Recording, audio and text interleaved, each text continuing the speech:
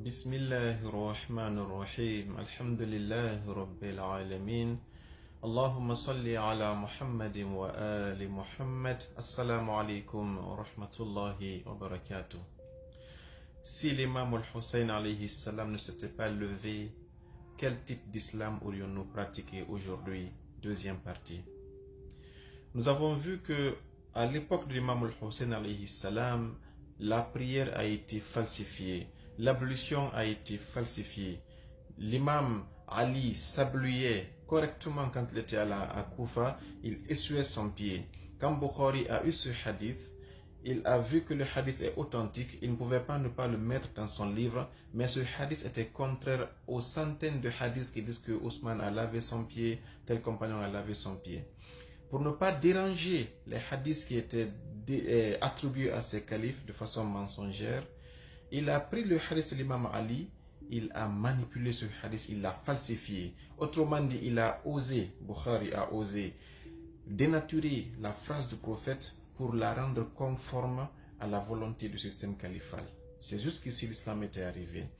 Le hadith dit que Imam Ali a appelé un instance, c'est dans Sahih Bukhari, c'est dans Kitab al-Ashriba, Bab Jawaz Shurb al-Qa'im. C'est-à-dire que c'est dans le chapitre des boissons, là où on dit c'est autorisé de boire étant arrêté. Et Bukhari, c'est écrit que Ali a lavé son visage et ses mains, il a essuyé sa tête et ses pieds. C'est Masso qui a écrit, comme dans la Sourate al-Maïdah au verset 6 ou 5. Verset 6. Qu'est-ce que Bukhari fait? Il prend le hadith du prophète qui disait Ali a lavé son visage et ses pieds. Il a écrit ça très bien. Maintenant, quand il s'agit de masaha, il a dit, efface le mot masaha, qui veut dire essuyer. Il a dit wa dhakara. Il s'est rappelé de sa tête et de son pied. C'est dans Bukhari, ça c'est la première manipulation que Bukhari a fait. Et il a pris ce hadith, il n'a pas mis dans le chapitre de l'ablution, hein, il l'a mis dans le chapitre des boissons. Personne ne peut aller chercher un hadith sur la pratique religieuse à la fin du livre, là où on parle de comment est-ce qu'il faut boire, faut-il boire debout, assis, etc. etc. Ça, c'est l'audace qu'on a eue. C'est comme ça que les sunnites ont été manipulés. Imam Hussein s'est levé, mais comme après son départ, les Bukhari, les Ibn Taymiyyah sont venus après, ils ont encore enfoncé les sunnites plus que d'habitude. C'est seul le Mahdi pourra les sauver, Inch'Allah ta'ala. Mais, comment est-ce qu'on est arrivé là? Je vais vous citer 5 techniques qui ont été appliquées à l'époque du prophète Mohammed, après la mort du prophète sallallahu alayhi wa sallam, par ceux qui l'ont succédé, pour vous montrer comment l'islam originel a été effacé et un islam photocopié a été mis et a été donné aux sunnites. Les chiites, eux, ils ont accepté le sacrifice de l'imam Hussein, ils ont suivi ses enseignements et ils pratiquent l'islam conformément à Ali, Hassan, Hussein, Fatimah Zahra jusqu'à Mahdi. Eux, ils n'ont pas de problème, mais les sunnites, le système califal qui a tué Hussein, a pris le pouvoir et a imposé cet islam qu'on va vous montrer. D'abord, à la dernière phase de la vie du prophète, ils se sont révoltés. Dans Bukhari, il est écrit que le prophète a dit, c'était le dernier jeudi avant de mourir, c'est la première étape. Il a dit, donnez-moi un petit papier, je vais vous décrire quelque chose qui va gérer les problèmes après ma mort, c'est que vous n'allez pas avoir de division après ma mort. Omar a dit, le prophète est en train de divaguer, la mort l'a attrapé, il ne comprend plus rien, ce qu'il dit c'est des balivernes, ne l'écoutez pas.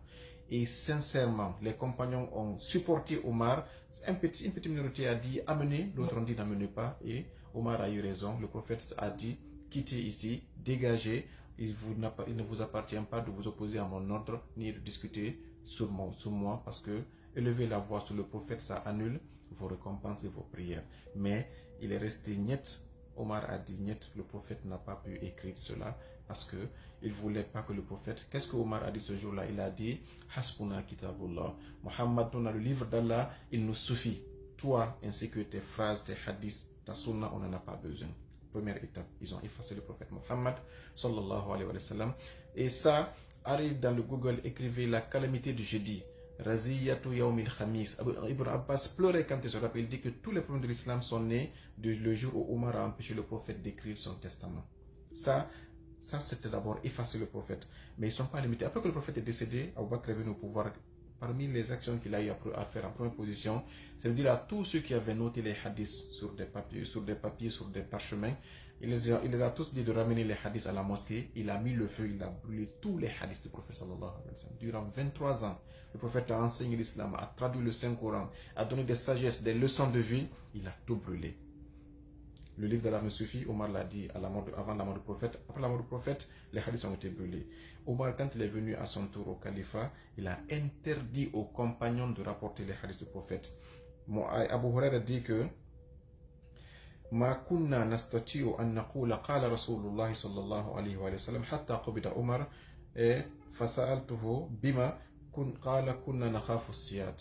Abu Huraira dit que on avait interdiction de dire Qala Rasulullah tant que Omar était vivant. C'est après la mort de Omar qu'on a pu oser dire Qala Rasulullah. Et deuxièmement, il est rapporté que Omar a même emprisonné Abu Darda, Abu Dhar, parce qu'il racontait les hadiths du prophète sallallahu alayhi wa sallam.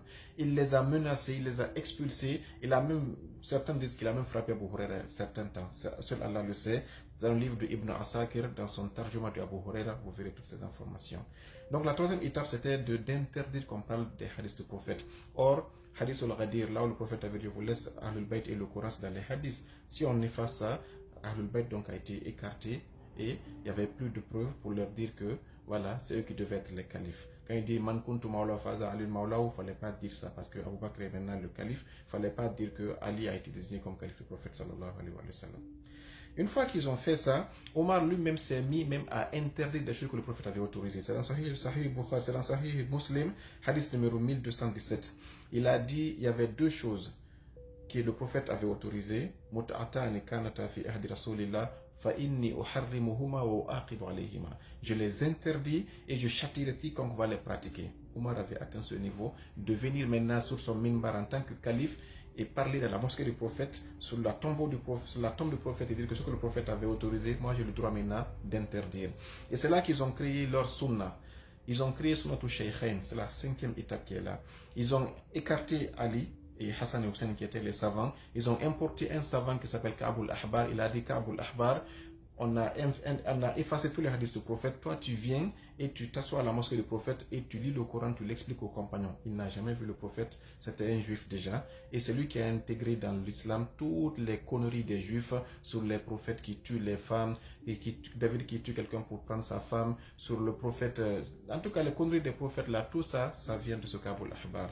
Mais qu'est-ce qui est plus important? Ils ont effacé le prophète, ils ont imposé leur sunnah. De sorte que quand Omar a voulu décéder, était à la phase de sa mort, il a réuni les six, il leur a dit, quiconque va être mon calife, c'est celui qui va accepter ma sunnah et la sunnah d'Abu Bakr.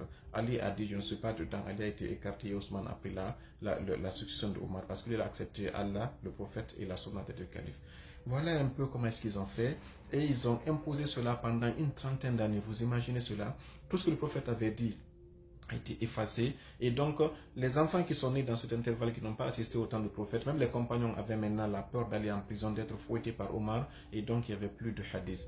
Maintenant, quand Muawiyah est venu, qu'est-ce qu'il a fait? Le terrain était vide. Il n'y avait plus de possibilité de parler de ce que le prophète disait, car maintenant, beaucoup de compagnons sont décédés à travers les guerres de Jamal, de Siffin. Muawiyah maintenant a lancé la deuxième phase. Cette deuxième phase, c'était quoi? C'est de s'arroger lui comme étant maintenant le calife du prophète. Toutes les attributions que l'imam Ali avait, il les a pris et il se les a attribuées. Et il a convaincu les gens que Ali était un mécréant et on l'insultait.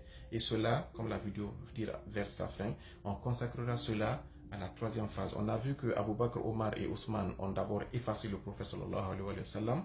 Et ils ont imposé une nouvelle sunna, une photocopie de l'islam. Ils ont falsifié la prière, comme on a vu dans la vidéo précédente. Ils ont falsifié l'ablution. Maintenant, Muawiyah viendra exclure Ahlul Bayt, les mettre comme étant des mécréants et imposer une vision au meilleur de l'islam. Et c'est contre celle-ci que l'imam Hussein va se lever. Et c'est grâce à son combat qu'on a compris qu'il y avait un islam qui était originel, qui n'est pas l'islam que le gouvernant, les faux califes enseignaient. C'est cet islam-là qu'on appelle le chiisme. Et ils l'ont combattu avec la dernière énergie, de sorte qu'on dit de ne pas lire les livres des chiites. Ils ont été créés par Abdullah ibn Saba, le juif, et ils ont tout fait pour ne pas que les gens s'approchent de la vérité. Car en s'approchant du chiisme, tu comprendras l'islam du prophète et tu vas rejeter l'islam de Muawiyah. Et c'est pour cette raison que l'imam Hussein a fait cette révolution grandiose, afin que cela puisse être une onde de choc qui va toucher tout musulman et qui va essayer de rappeler qu'il y a eu quelque chose qui s'est passé d'anormal, car le prince du paradis a été assassiné par la personne qui prétend être le calife du prophète sallallahu alayhi wa sallam.